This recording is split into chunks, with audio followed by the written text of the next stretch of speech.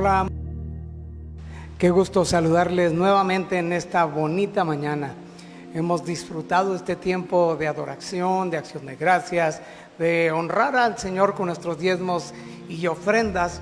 Y ahora llegamos a la parte más importante de esta reunión, de este servicio, que es la predicación de la palabra del Señor.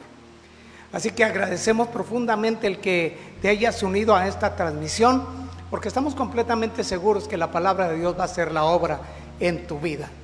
Hoy continuamos con nuestra serie de predicaciones que estamos llevando en este año, la vida de Jesús, y voy a terminar la segunda parte de lo que hoy voy a predicar, que es Jesús y la mujer samaritana. Así que quiero pedirte por favor que me acompañes al Evangelio según San Juan, en el capítulo 4, el versículo 23. Así que voy a utilizar la Nueva Traducción Viviente. Y dice de la siguiente manera: pero se acerca el tiempo, de hecho ya ha llegado, cuando los verdaderos adoradores adorarán al Padre en espíritu y en verdad. El Padre busca personas que lo adoren de esa manera. Acompáñame a orar, por favor. Bendito Padre Celestial, te damos muchas gracias, Señor, en este día, en esta mañana, por el gran privilegio y el honor que me concedes a mí de predicar tu santa palabra, y de todas las personas que tienen el privilegio de escuchar tu bendita y poderosa palabra. Tanto a unos como a mí, Señor, bendícenos, Señor, en la medida que nosotros dispongamos nuestro corazón y atendamos, Señor, con una actitud honrosa hacia ti al atender tu consejo, Padre. Te pido, Señor, por todas las personas que nos están viendo, Señor, que tú ahí estés obrando en sus corazones. Que tu palabra llegue más allá de lo que nuestra mente puede imaginar y comprender. Nos ponemos en tus manos, así también la vida de todos tus siervos que en todo lugar de este mundo están anunciando el glorioso evangelio de tu Hijo Jesucristo. Nos ponemos en tus manos, confiamos en ti, unge mi vida, dame la unción, el poder, la osadía, la humildad, Señor, el temor hacia ti, para hacerlo de una manera digna y que dé gloria y honra a tu nombre. Esto te lo pedimos con acción de gracias en el precioso nombre de Jesucristo nuestro Señor. Amén. Muy bien, sé que el tiempo es corto, es limitado. Quiero pedirte por favor que tengas contigo tu Biblia y me vayas siguiendo mientras voy exponiendo la palabra de Dios. Vamos al Evangelio según San Juan en el capítulo 4. Voy a estar predicando desde el versículo 19 en adelante, pero quiero leer para conectar la primera parte desde el versículo 17. Voy a utilizar la Nueva Traducción Viviente, como te lo dije. Versículo 16. Jesús le dijo: ve y trae a tu esposo. No tengo esposo, respondió la mujer. Es cierto, dijo Jesús, no tienes esposo porque has tenido 5 esposos y ni siquiera estás casada con el hombre con el que ahora vives. Ciertamente dijiste la verdad. Señor, dijo la mujer, seguro que usted es profeta. Así que dígame, ¿por qué ustedes los judíos insisten en que Jerusalén es el único lugar donde se debe adorar, mientras que nosotros los samaritanos afirmamos que es aquí en el monte Gerizim donde adoraron nuestros antepasados? Jesús le contestó: créeme, querida mujer, que se acerca el tiempo en que no tendrá importancia si se adora al Padre en este monte o en Jerusalén. Ustedes, los samaritanos, saben muy poco acerca de aquel a quien adoran, mientras que nosotros, los judíos, conocemos bien a quien adoramos, porque la salvación viene por medio de los judíos. Pero se acerca el tiempo, de hecho ya ha llegado, cuando los verdaderos adoradores adorarán al Padre en espíritu y en verdad. El Padre busca personas que lo adoren de esa manera, pues Dios es espíritu. Por eso todos los que adoran deben hacerlo en espíritu y en verdad. Hasta ahí vamos a leer. Voy a tocar más versículos en adelante, pero vamos al versículo 19. Señor, dijo la mujer, seguro que usted es profeta. Cuando la mujer le dice a Jesús, seguro que usted es profeta, es porque de acuerdo al versículo 29, más adelante, ella quedó completamente convencida que todo lo que Jesús le dijo respecto a su vida, especialmente sentimental, era completamente cierto. Aunque los profetas eran principalmente mensajeros de Dios, se creía que tenían una intuición especial. Seguro que usted es profeta. William Barclay dice, un profeta le señala a una persona o nación que va por mal camino, pero no para sumirlas en la desesperación, sino para indicarles el camino a la sanidad, de la enmienda y de la rectificación. Los samaritanos consideraban a Moisés como el único y verdadero profeta y pensaban que el Mesías era el profeta descrito en Deuteronomio capítulo 18, versículo 18, que dice de la siguiente manera: levantaré un profeta como tú de entre sus hermanos israelitas, pondré mis palabras en su boca y él le dirá al pueblo todo lo que yo le ordene. Así que la confesión de esta mujer respecto a seguro usted es profeta pudiera mostrar que ella presentía que en verdad Jesús era ese profeta. Así que la mujer samaritana está viendo a un hombre que ha quitado toda barrera cultural, de costumbres y tradiciones, ha quitado una cima religiosa y de leyes impuestas por los hombres para acercarse y llegar a su corazón. Ella ha quedado completamente sorprendida al ver que por primera vez un hombre judío le dio la importancia, el valor y la comprensión a su vida como nadie antes lo había hecho. Así que esta mujer, convencida de su pecado y necesidad de perdón, es como si prácticamente ella le está preguntando a Jesús a dónde debía ir para encontrarse con Dios, para buscar gracia y salvación. Así que leemos el versículo 20. Así que dígame, ¿por qué ustedes los judíos insisten en que Jerusalén es el único lugar donde se debe adorar, mientras que nosotros los samaritanos afirmamos que es aquí en el monte Gerizim donde adoraron nuestros antepasados? Entonces me llama la atención, ustedes los judíos insisten, nosotros los samaritanos afirmamos. ¿Quién tiene la verdad? ¿Quién está equivocado? Repito, William Barclay decía, los samaritanos ajustaban la historia a sus conveniencias, tergiversaban los textos bíblicos y la historia bíblica para glorificar el monte Gerizim como el lugar más santo de la tierra y despreciar a Jerusalén. Había muchas inconsistencias. Algunas de los pasajes en los cuales ellos apoyaban sus argumentos hacían referencia a Abraham, Isaac y Jacob. Por falta de tiempo no nos vamos a meter ahí, pero Jesús le va a dar la respuesta a su inquietud acerca de la adoración a Dios, que también implica ahí la gracia y la salvación. Versículo 21. Jesús le contestó: créeme, querida mujer, que se acerca el tiempo que no tendrá importancia si se adora al Padre en este monte o en Jerusalén. Jesús le dice con humildad y con aprecio: créeme, querida mujer, esta es la verdad. El lugar se volverá irrelevante para encontrar gracia. Lo importante no es dónde, sino el cómo. Y ahorita vamos a tratar esto más a fondo.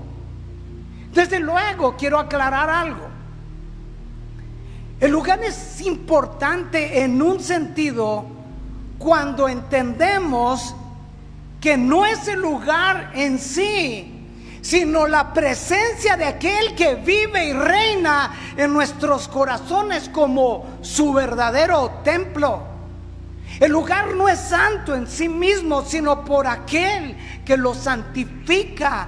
Mateo 12, el versículo 1 al 8 nos habla de que hay alguien mayor que el templo, y ese es Jesús quien está hablando con esa mujer.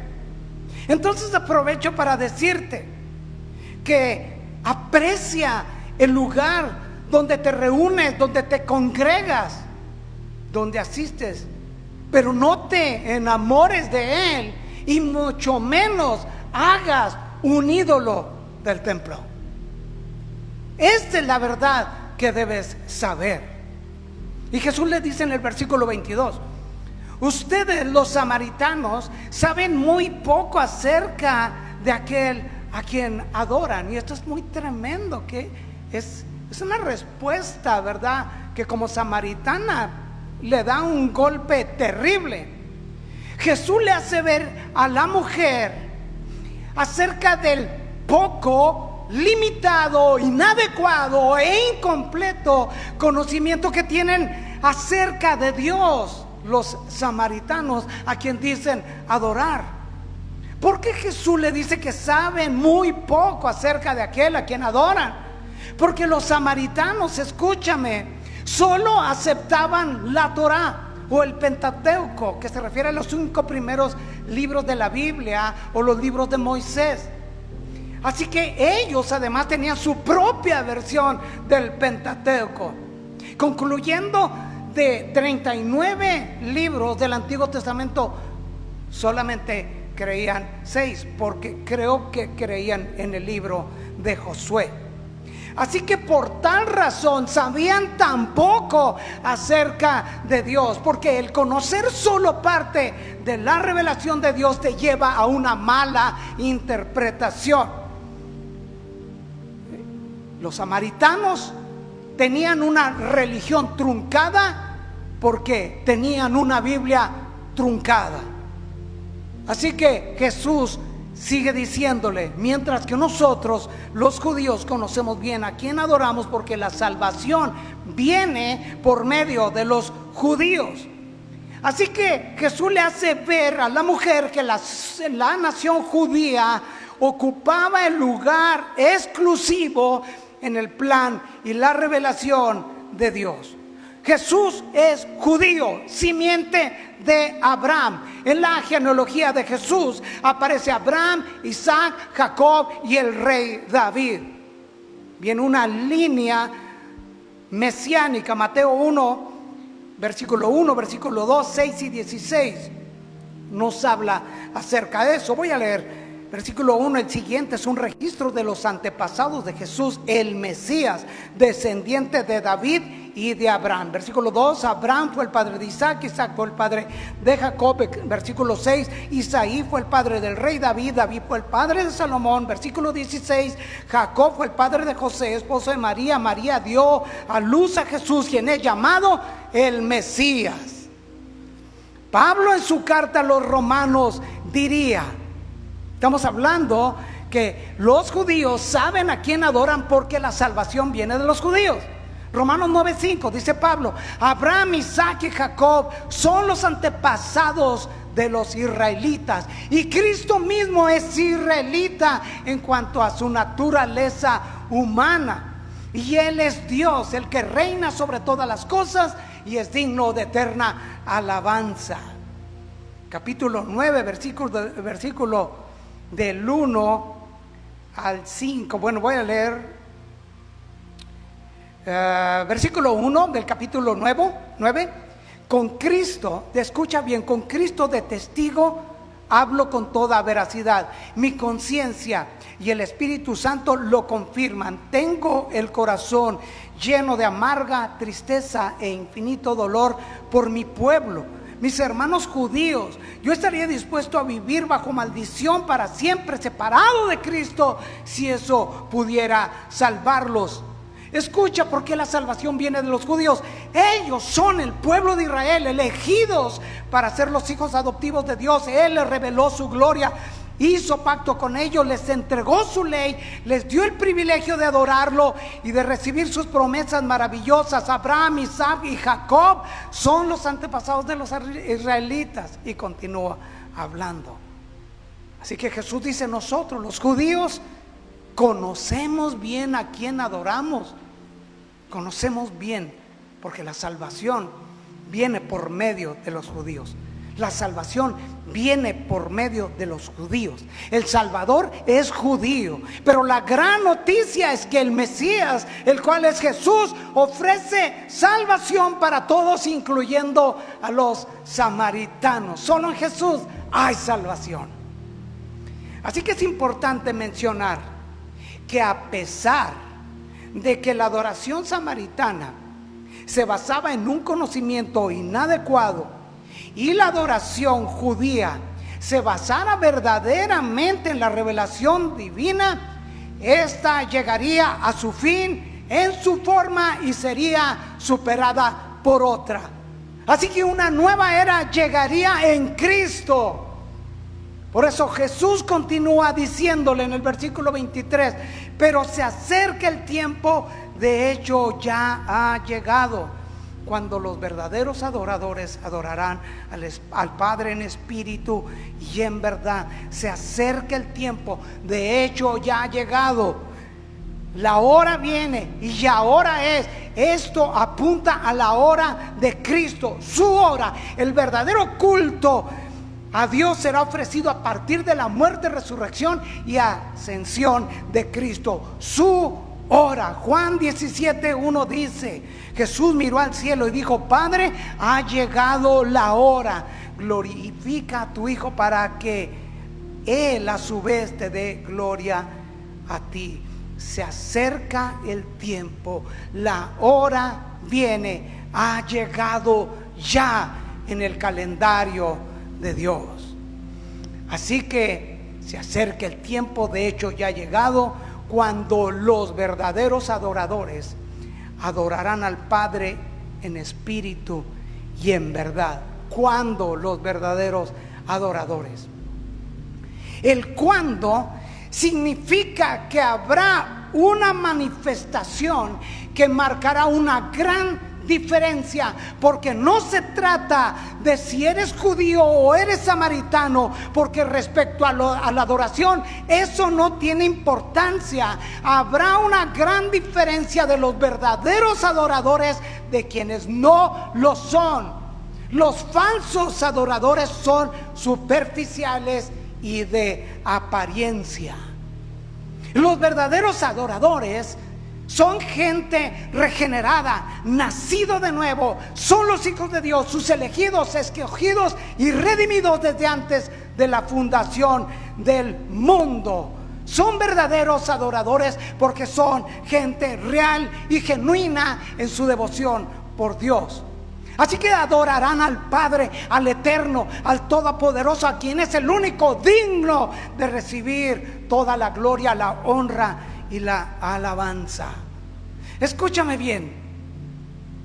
En toda la Biblia, la adoración agradable a Dios implica acercarse y relacionarse con Él en los términos que Él propone y de la forma en que Él hace posible.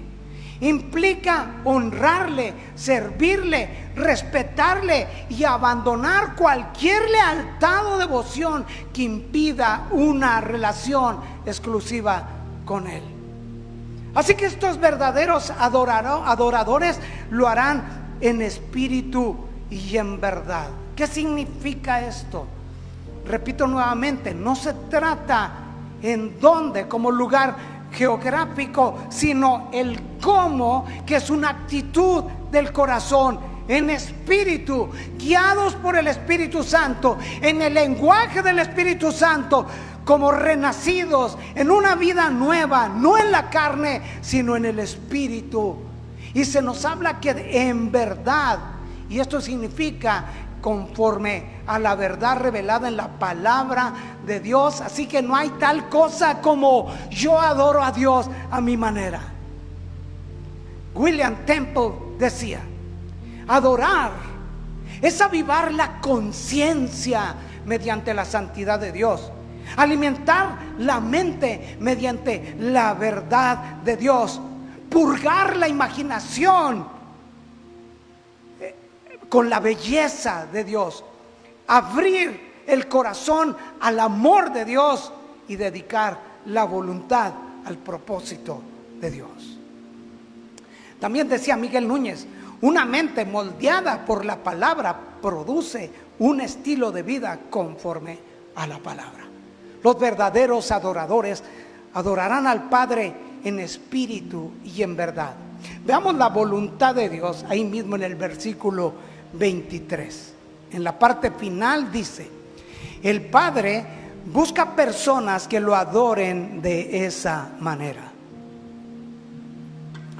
Esa es la búsqueda de Dios, de gente consagrada y rendida a Él. Creyentes que dan testimonio de su devoción por Él, que le temen, le obedecen, le sirven y le aman. El verdadero culto es cuando el Espíritu, esa porción invisible e inmortal de la persona, se encuentra con Dios y habla con Él, que es invisible e inmortal.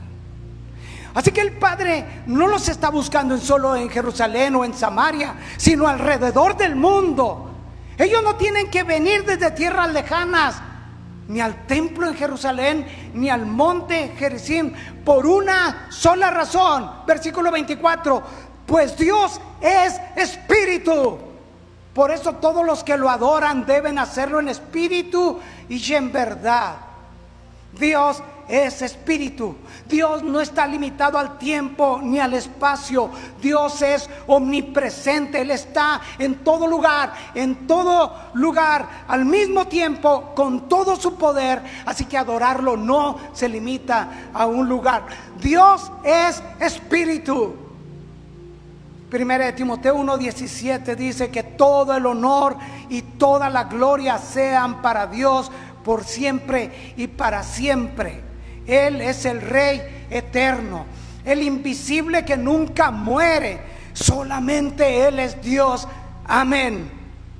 Y primera de Timoteo 6:16, Él es el único que nunca muere y vive en medio de una luz tan brillante que ningún ser humano puede acercarse a Él. Ningún ojo humano jamás lo ha visto y nunca lo hará. Que a Él sea todo el honor y el poder para siempre. Amén. Así que ahora se podrá y se puede adorar en todo lugar, porque el Espíritu Santo mora en los creyentes y por lo tanto el pueblo de Dios en todo lugar será el nuevo templo de Dios. Amén. Pablo decía en 1 Corintios 6:16-17: ¿no se dan cuenta de que todos ustedes juntos son el templo de Dios y que el Espíritu de Dios vive en ustedes? Efesios 2:19-22, escucha. Así que ahora ustedes, los gentiles, ya no son unos desconocidos ni extranjeros. Ahí están los samaritanos y los mexicanos. Son ciudadanos junto con todo el pueblo santo de Dios. Son miembros de la familia de Dios. Juntos constituimos su casa, la cual está edificada sobre el fundamento de los apóstoles y los profetas. Y la piedra principal es Cristo mismo. Y escucha, estamos cuidadosamente unidos en Él y vamos formando un templo santo para el Señor. Por medio de Él, ustedes los gentiles también llegan a formar parte de esa morada donde Dios vive mediante su Espíritu. Versículo 25. La mujer le dijo: sé que el Mesías está por venir, al que llaman Cristo. Cuando Él venga nos explicará todas las cosas. Ella tenía un conocimiento limitado acerca del Mesías, como hemos comentado acerca de los samaritanos. Él nos explicará todas las cosas referente a la verdadera adoración. Versículo 6. Entonces Jesús le dijo, ella está mencionando que el Mesías está por venir. Entonces Jesús le dijo: yo soy el Mesías. El yo soy era un título que Dios se refería o se daba a sí mismo en el Antiguo Testamento. Cualquier judío con tan solo escucharlo sabía que solamente a Dios se refería. Así que el Mesías, en griego Cristo, significa el ungido.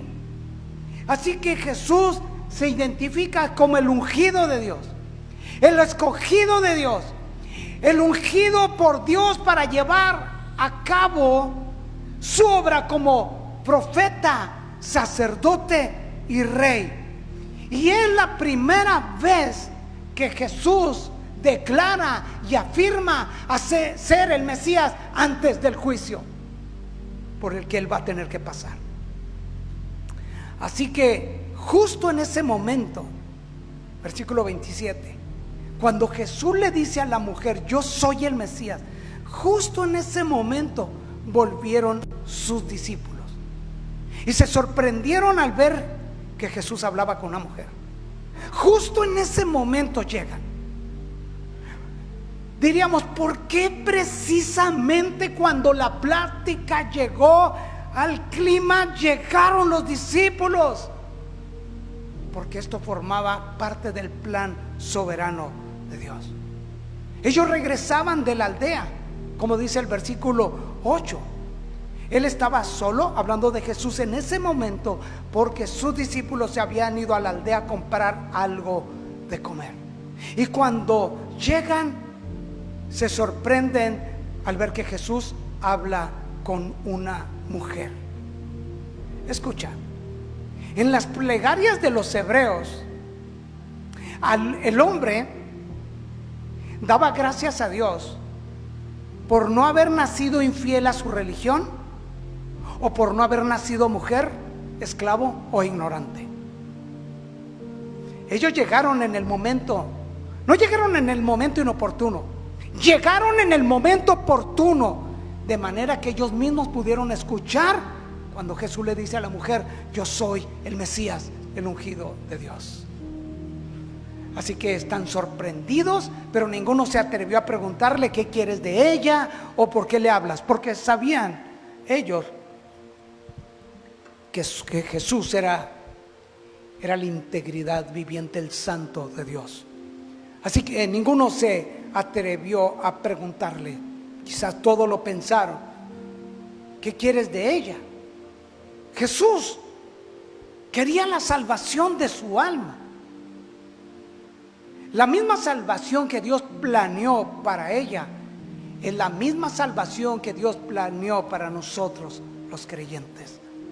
Efesios 1:4 y el 5 dice, antes de haber hecho el mundo, Dios nos amó y nos eligió en Cristo para que seamos santos e intachables a sus ojos.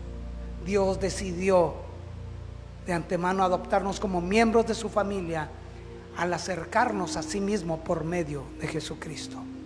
Así que ellos pensaron, ¿por qué le hablas? Imagínate, ellos están dominados por sus paradigmas culturales. ¿Por qué le hablas? Esta es la primera vez, de acuerdo a la Escritura, que Jesús se dirige a una mujer, y esta samaritana. John MacArthur dice, escucha, en el judaísmo creían que si un rabino hablaba con una mujer, era, en el mejor de los casos, una pérdida de tiempo, y en el peor, una distracción para el estudio de la Torá, algo que podía derivar en la maldición eterna.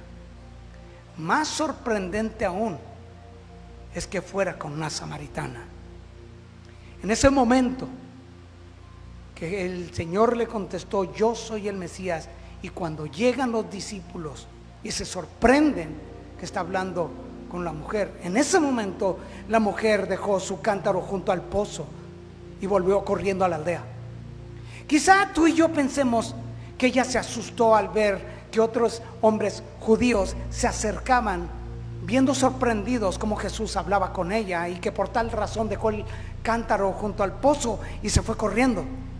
O quizás pensemos, ¿por qué exactamente cuando Jesús se está revelando a ella como el Mesías, tienen que llegar los discípulos. Qué momento tan más inoportuno. Pero ya vimos que no. El que llegaran justo en ese momento echó a perder el momento más importante y climático del diálogo de Jesús con la samaritana. No. ¿Por qué? Porque por lo que va a suceder enseguida.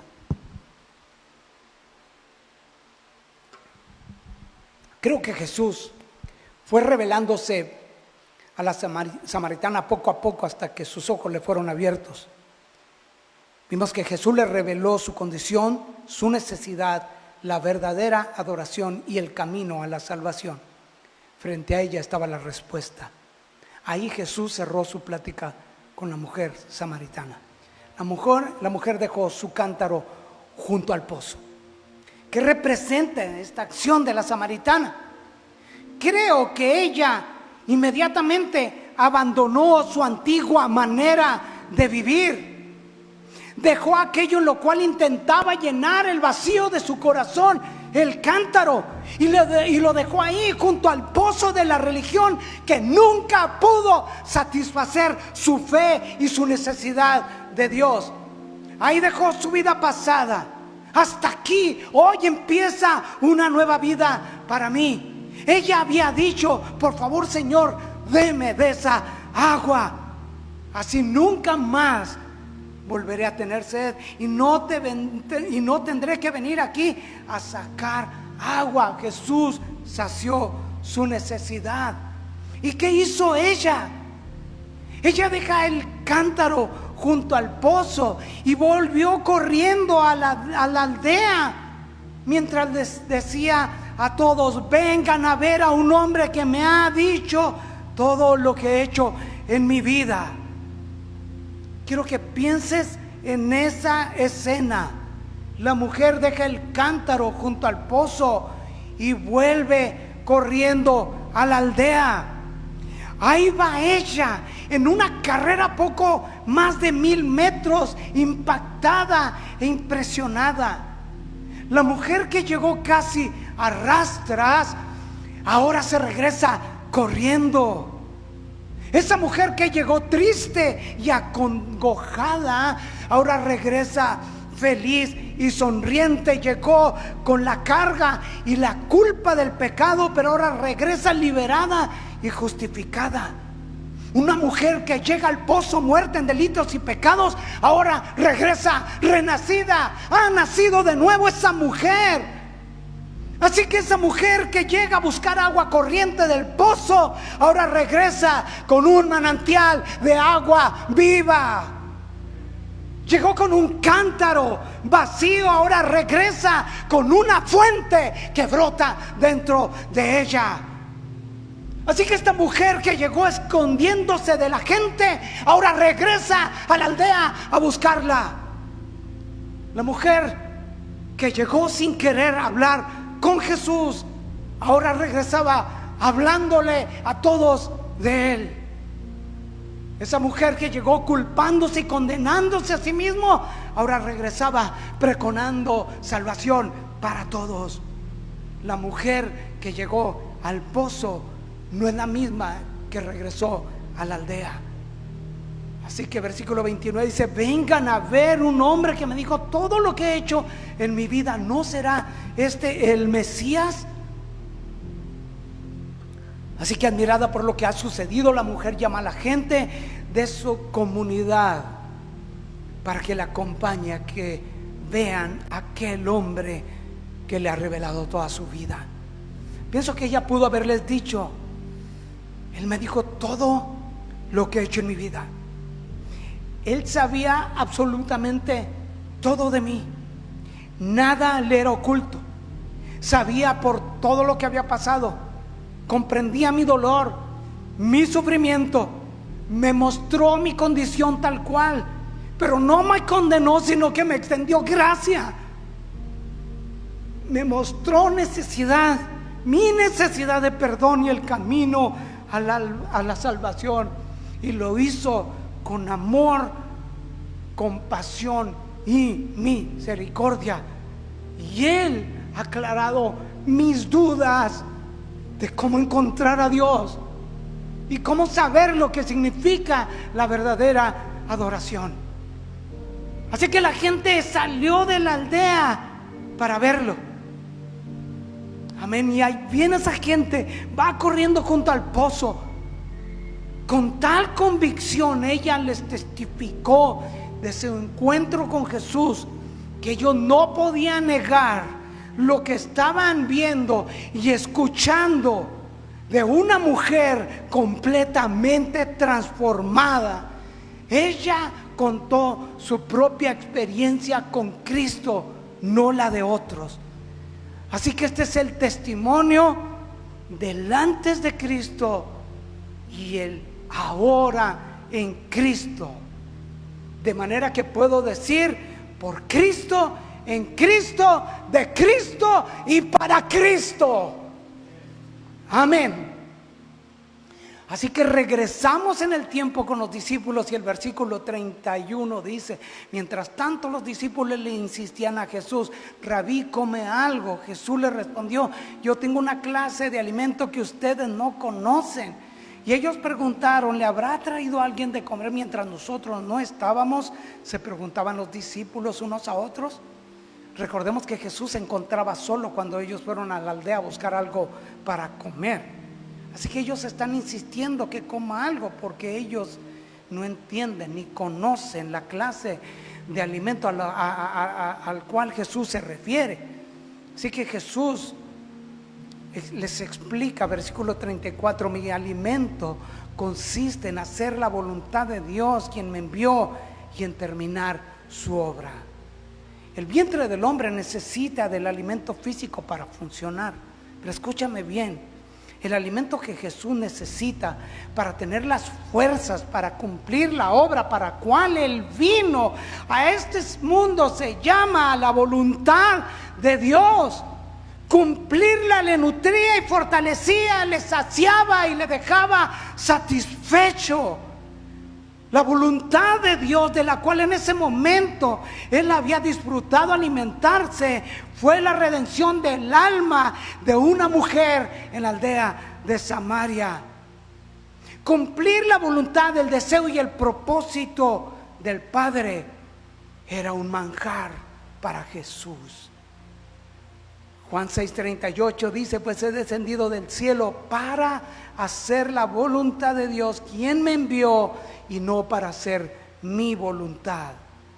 Versículo 35, Jesús les dice: ustedes conocen el dicho, hay 4 meses entre la siembra y la cosecha. Yo les digo, despierten y miren a su alrededor. Los campos ya están listos para la cosecha. Escucha bien cómo está conectado esto. Todo tiene su tiempo. Jesús habla acerca de un dicho, un refrán, y básicamente Él dice: hay tiempo para sembrar, hay tiempo para esperar 4 meses, y hay tiempo para cosechar. Pero Jesús les dice: despierten, no están en el tiempo de la espera de esos 4 meses, están en el tiempo ahora de la cosecha. Observen. Y voltea Jesús mirando a Sicar, cómo están esas plantas, esas ramas de cereal, ¿verdad? Jesús puede ver los cuerpos de los samaritanos, esas almas viniendo, corriendo hacia Él. Jesús mira al futuro.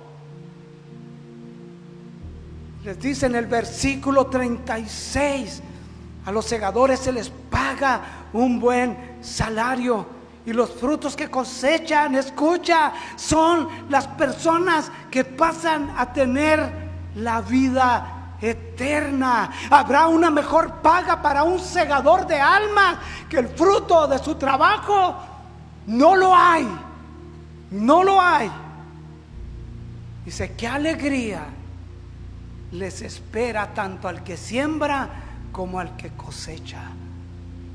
¿Habrá una mejor paga? No. Esta mujer es el fruto de esa cosecha que ha pasado a tener vida eterna. Todos los que participan en una actividad u otra dentro del proceso del cultivo evangelístico, juntos experimentarán de una alegría sin igual. Aquí la siembra y la cosecha se dio inmediatamente. ¡Qué impresionante! Se sembró y dio el fruto. Dice Amós 9:13, llegará el día, dice el Señor, en que el grano, la semilla que se siembre y las uvas, la cosecha crecerán más rápido de lo que puedan ser cosechados. Qué impresionante. Así que Jesús les dijo, versículo 37, ya saben el dicho, uno siembra y otro cosecha, y es cierto. Uno siembra y otro cosecha, y es cierto. Yo los envié a ustedes a cosechar donde no sembraron. Otros ya habían hecho el trabajo y ahora a ustedes les toca levantar la cosecha. Jesús fue enviado por el Padre. Jesús es el primer misionero. Ahora Jesús va a enviar a sus discípulos. Así que Jesús vino del cielo a sembrar la preciosa semilla de la palabra de Dios en los campos de los corazones. Al igual que Jesús, hubo otros como Juan el Bautista que hicieron el trabajo previo a la cosecha. Por eso Jesús les dice, ahora a ustedes les toca levantar la cosecha. Pablo diría más adelante en 1 Corintios 3:6-9, yo planté la semilla en sus corazones y Apolos la regó, pero fue Dios quien la hizo crecer. No importa quién planta o quién riega, lo importante es que Dios hace crecer la semilla. El que planta y el que riega trabajan en conjunto con el mismo propósito, y cada uno será recompensado por su propio arduo trabajo, pues ambos somos trabajadores de Dios y ustedes son el cultivo de Dios. Amén. Así que el día de hoy se repite la misma historia, se repite el ciclo del cultivo. Muchos antes de nosotros prepararon la tierra, la limpiaron, hicieron surcos, la sembraron, la abonaron, la regaron, esperaron con paciencia el fruto, vieron los primeros brotes, y el tiempo de la cosecha ahora a nosotros nos toca levantarla. Los discípulos levantarían una cosecha que ellos no sembraron, pero llegaría el tiempo cuando ellos sembrarían lo que otros recogerían. Versículo 39, para que entendamos esto. Muchos samaritanos de esa aldea creyeron en Jesús, porque la mujer había dicho, Él me dijo todo lo que hice en mi vida. Jesús sembró la semilla de la salvación en una mujer samaritana excluida, no solo por los judíos, sino también por la gente de su propia comunidad. El testimonio de una mujer anónima fue el mismo testimonio que Dios, por medio de ella, usó para que muchos creyeran en Él. Romanos 10:13-15 dice, pues todo el que invoque el nombre del Señor será salvo. Pero ¿cómo pueden ellos invocarlo para que los salve si no creen en Él? ¿Y cómo pueden creer en Él si nunca han oído de Él? ¿Y cómo pueden oír de Él a menos de que alguien se los diga? Y esa mujer fue la samaritana. ¿Y cómo irá alguien a contarle sin ser avisado? Por eso las Escrituras dicen, qué hermosos son los pies de los mensajeros que traen buenas noticias. Y esa mujer samaritana de pies preciosos fue a esa aldea a compartir el evangelio. Si una persona infectada por un virus altamente contagioso lo propaga, este puede convertirse en una pandemia trayendo dolor y muerte a miles o millones de personas. Pero por una persona afectada por el poderoso evangelio de Jesucristo, que testifique, muchos más serán afectados trayéndoles bien y vida eterna. Así, versículo 40, cuando salieron a verlo, le rogaron que se quedara en la aldea. Así que Jesús se quedó 2 días. ¡Wow! Un judío entre la comunidad samaritana. ¿Puedes imaginar un pueblo hostil a los judíos rogándole a Jesús que se quedara en la aldea. No 1, 2, 3 días, que se quedara ahí a vivir. Jesús se quedó 2 días. Quiero decirte algo: cuando alguien tiene un encuentro personal con Jesús, le quiere para toda su vida y por la eternidad. Quiere ver a Jesús en su hogar y en su comunidad. Así que una evidencia poderosa de la conversión de una persona es cuando alguien les presenta a Cristo, pero es la misma persona quien vive y empieza a fomentar una relación íntima con Cristo. Empieza a cultivar esa relación.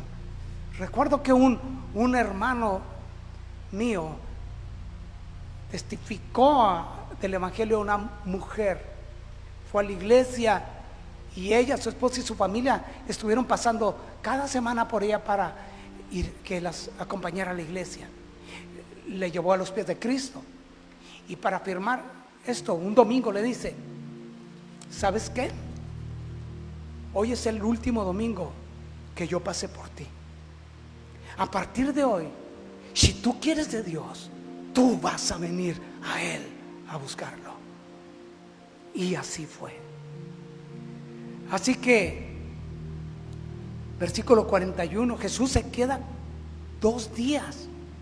Versículo 41 dice: tiempo suficiente, 48 horas para que muchos más escucharan su mensaje y creyeran.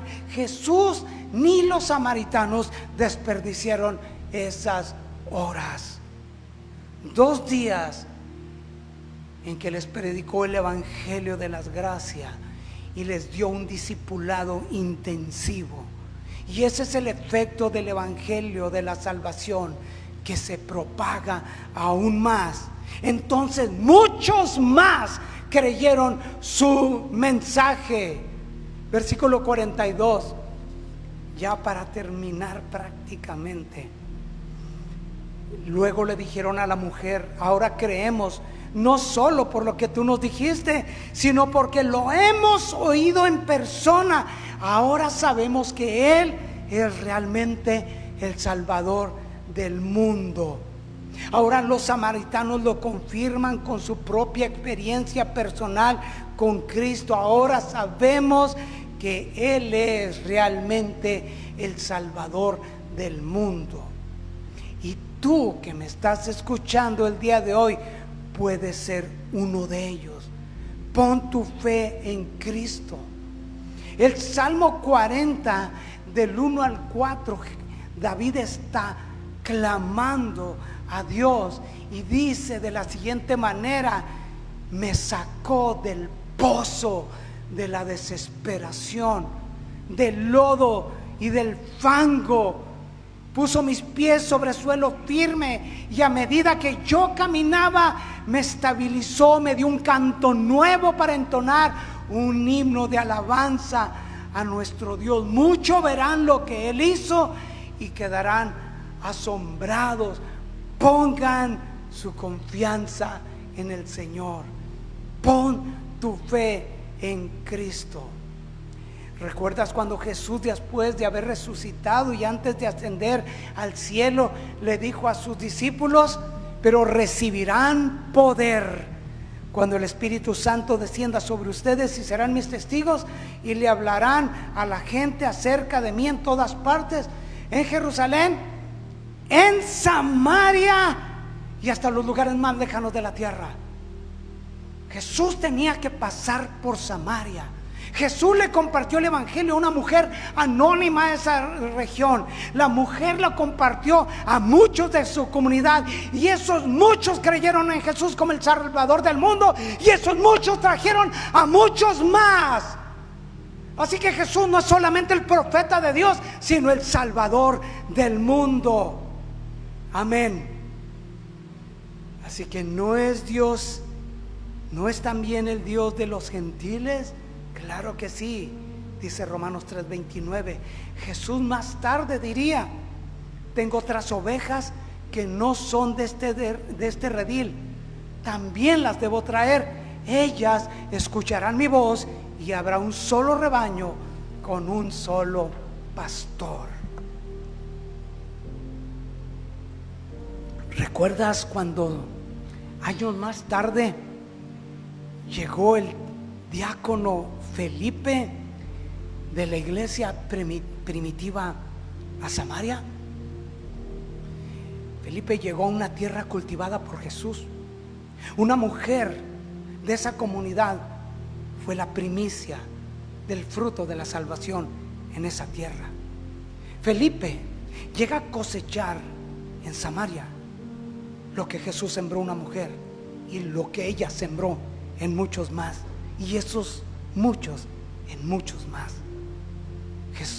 Después que se desata una persecución con la iglesia, la Biblia dice que Felipe se dirigió a la ciudad de Samaria y ahí le contó a la gente acerca del Mesías. Las multitudes escuchaban atentamente a Felipe porque estaban deseosas de oír el mensaje y ver las señales milagrosas que él hacía.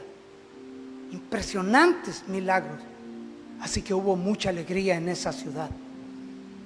La Biblia nos habla ahí en Hechos 8 que cuando los apóstoles de Jerusalén oyeron que la gente de Samaria había aceptado el mensaje de Dios, enviaron a Pedro y a Juan allá. Después de dar testimonio y predicar la palabra del Señor en Samaria, Pedro y Juan regresaron a Jerusalén. Por el camino se detuvieron en muchas aldeas samaritanas para predicar la buena noticia. No se vuelve a saber nada de esta mujer. No sé qué pasó con su relación sentimental, si la formalizó o la terminó. No sé si el hombre con el que vivía creyó en Cristo y fue salvo o no. Lo que sí sé es que la mujer que llegó al pozo no volvió a ser la misma. De hecho, regresó otra mujer, una nacida de nuevo.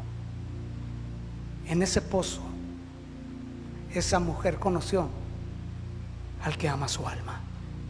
Allí en tu lugar, inclina tu rostro y pídele con todo tu corazón que Jesús venga a tu encuentro.